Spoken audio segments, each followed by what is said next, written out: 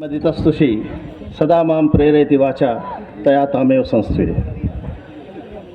महान प्रमोद का विषय है और मेरे लिए सौभाग्य का विषय है कि संदीप विश्वविद्यालय एक ऐसा दिव्य और भव्य कार्यक्रम किया और जिसमें मुझको भी आमंत्रित करके इसका हिस्सा बनने का मुझको मौका मिला। और संदीप दीपयति इति प्रकाशः, दीप स्वयं प्रकाश होता है और संदीप माने एक उज्जवल प्रकाश, अच्छा प्रकाश। तो संदीप जो है, यह संदीप यूनिवर्सिटी जैसा नाम है और जैसे यहाँ के अध्यक्ष महोदय का इनका उत्साह है, निश्चित ही ये पूरे क्षेत्र को, शिक्षा क्षेत्र को और कृषि क्षेत्र को सबको जो है संदीपयति, तो संदीप्त करने के दिशा में काम कर रहे हैं। आपको हार्दिक अभिनंदन इस विश्वविद्यालय को और आपको सबको अभिनंदन। और बहुत ही खुशी की बात कि इस किसान मेला में किसानों को बुलाया गया, वैज्ञानिकों को भी बुलाया गया और छात्रों को मिलाकर इन सब का जो है कार्यक्रम मिला जुला किया जा रहा है।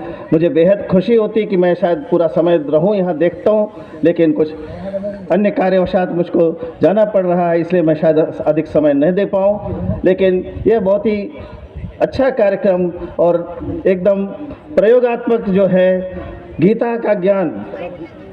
आप लोगों ने सुना है, गीता को अगर क्लास में बिठाकर अर्जुन को बताए होते सारी बात और युद्ध क्षेत्र में जाते तो वह बात न आती, लेकिन कृष्ण भगवान जो है सीधे जो है युद्ध क्षेत्र में जब सीधे प्रैक्टिकल की बात आई, जहाँ सामने सब कुछ है उनके, उस समय उनको जो है उपदेश देते हैं और सही दिशा देते हैं। तब उसके बाद वो जो व्यक्ति जो है पूरी तरह से अपने पलायन की ओर चला गया था, अपने कर्तव्य से विमूढ़ होकर जो है सब अस्त्र शस्त्र त्याग रहे थे और पूरा जो है उनको कर्तव्य बोध करते हैं और आगे अपने कर्तव्य पथ पर, युद्ध पर करते हैं। तो उसी तरह यहाँ एक ग्रामीण क्षेत्र है, आसपास किसान लोग हैं, उनको बुलाकर उनके बीच में जो है यह कृषि विज्ञान जो है कृषि विभाग काम कर रहा है। तो इन छात्रों को एक बहुत ही अच्छा सुवर्ण अवसर है कि वो प्रायोगिक रूप से इनसे जो है प्रथम दृष्टया फर्स्ट हैंड एक्सपीरियंस जिसके पास होता है किसानों के पास, उनसे जो है लाभान्वित होंगे और किसानों को भी कुछ अपनी नई तकनीकी का जो है उनको भी ज्ञान दे सकेंगे।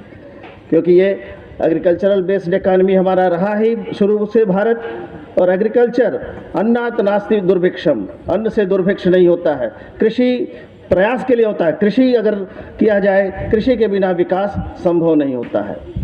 और हम लोग पहले से भी कहते रहे, शस्य श्यामला मातरम सुखदाम वरदाम मातरम, जो वंदे मातरम के गीत गाते हैं, भारत माता को गाते हैं। शस्य श्यामला, शस्यों से, अनाजों से सबसे भरपूर रहने का कहते हैं। अन्नम ब्रह्म कहते हैं, अन्न को ब्रह्म स्वरूप मानते हैं। तो उस तरह से हम कभी भी जो अन्नपूर्णा देवी का प्रसाद मानकर, तो अन्नदाता जो है वो स्वयं जो है एक ऐसी उत्पत्ति करता है, सबका स्वयं पेट अपना भरता है और पूरे समाज का पेट भरता है। तो निश्चित ही नए इंडस्ट्रीज आ गए, सर्विस बेस्ड इकॉनमीज आने लगी, लेकिन एग्रीकल्चर को जो है पीछे नहीं छोड़ा जा सकता है। ये जरूर है कि जनसंख्या की दृष्टि से जब कृषि पर भार पड़ा तो लोगों ने अन्य व्यवसायों की ओर भी गया, लेकिन कृषि को भी विकसित करके इसको नए तकनीकों से, नई चीज़ों से और ऑर्गेनिक जो है खेती के माध्यम से इस तरह से किया जाए, जैविक खेती के माध्यम से जो किया जाए, इत्यादि बातें जो आ रही हैं रिसर्च बेस्ड, वो सब पूरे किसानों को भी लाभान्वित करेगा और छात्र भी इससे जाकर जो आगे होंगे। पूरी बधाई मैं देता हूँ इस किसान मेला को भी, इस पूरे कार्यक्रम को भी, इस विश्वविद्यालय को भी। और निश्चित ही हम लोगों का यह हमेशा से जो है एक तरह से आशीर्वाद रहा है, प्रार्थना रही है, काले वर्षत पर्जन्य पृथ्वी शस्यशालिनी देशोऽयं क्षोभरहितो सज्जना सन्तु निर्भयाः। तो काल में सबसे समय समय से सब वृष्टि हो, सब कुछ हो, हमारी पूरी पृथ्वी जो है शस्यशालिनी हो। और पृथ्वी को हम माता भूमि पुत्रो हम पृथिव्याः कहते हैं, माता, उसको भूमि को माता कहते हैं और उससे हमको ये सारा चीज़ मिलता है। तो उसका दोहन नहीं होना चाहिए, शोषण नहीं होना चाहिए, उसका लाभ। गांधी जी ने भी कभी कहा था कि ये पृथ्वी माता हमारे पास इतना है, प्रकृति हमारे पास इतना है कि वो हर एक व्यक्ति को जो है, उनको जो है पूरा भरपूर सब कुछ दे सकती है। लेकिन किसी एक व्यक्ति का लोभ नहीं पूरा कर सकती है। तो लोभ की दृष्टि से, शोषण की दृष्टि से अगर हम पृथ्वी को, प्रकृति को उपयोग करते हैं तो उसका क्षरण होता है। उसको जो है उस दिशा में हमको जो है सतत सस्टेनेबल डेवलपमेंट की ओर से, सस्टेनेबल एग्रीकल्चर की ओर से कैसे चलना चाहिए। और हमारी ग्रामीण व्यवस्था, हमारी भारतीय संस्कृति प्राचीन, ये जो है मिथिला की संस्कृति आप लोग संजोए हुए हैं। और ऐसे क्षेत्र में यह विश्वविद्यालय है। कई विश्वविद्यालय जो नागरिक सभ्यताओं के बीच में होते हैं, कई तरह के विकारों से वो विकर्षित होते हैं, लेकिन यहाँ ऐसा कोई विकार नहीं। छात्रों के लिए बहुत अच्छा वातावरण है, सुरम्य वातावरण है, एक ग्रामीण वातावरण है, सांस्कृतिक वातावरण है। और मिथिला की संस्कृति को यहाँ अच्छी तरह से समझौते हुए आप लोग सीख सकते हैं। तो इतना दिव्य वातावरण जो आप लोगों को मिला है, तो ये सभी छात्र आप लोग जो है यहाँ के बहुत ही भाग्यशाली हैं, जो यहाँ आकर एक उत्तम रीति से आप जो है शिक्षा ग्रहण कर पा रहे हैं। और उसके साथ ये नई प्रयोगात्मक चीज़ों से भी आप जुड़ पा रहे हैं। और इन्हीं शब्दों के साथ मैं पुनः आप सबका जो है अभिनंदन करता हूं और इस पूरे कार्यक्रम के जो है सफलता के लिए मैं कामना करता हूं, इस विश्वविद्यालय की सफलता के लिए काम करता हूं। और एग्रीकल्चर शब्द, कई बार अंग्रेजी शब्द हमको उतना प्रिय नहीं लगता है, लेकिन एग्रीकल्चर शब्द में ही कल्चर हमारा जुड़ा हुआ है।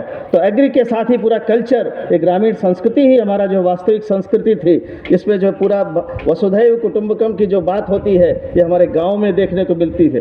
किसी गांव में चले जाइए, वहाँ हर एक व्यक्ति जो कहता है डेट ऑफ बर्थ नहीं हो याद रखता, ईयर, पिछले सावन में ये पैदा हुए, अगले अगहन में ये पैदा हुए, उनसे ये जेठा है, ये लहुरा है, इस तरह की बातें होती है।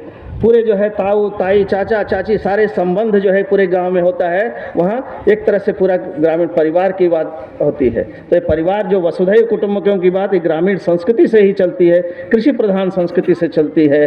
तो निश्चित ही एग्रीकल्चर ये शब्द जो कल्चर जोड़ के मजबूत करता है। और इन शब्दों के साथ मैं पुनः आप लोगों से विदा देता हूँ। धन्यवाद।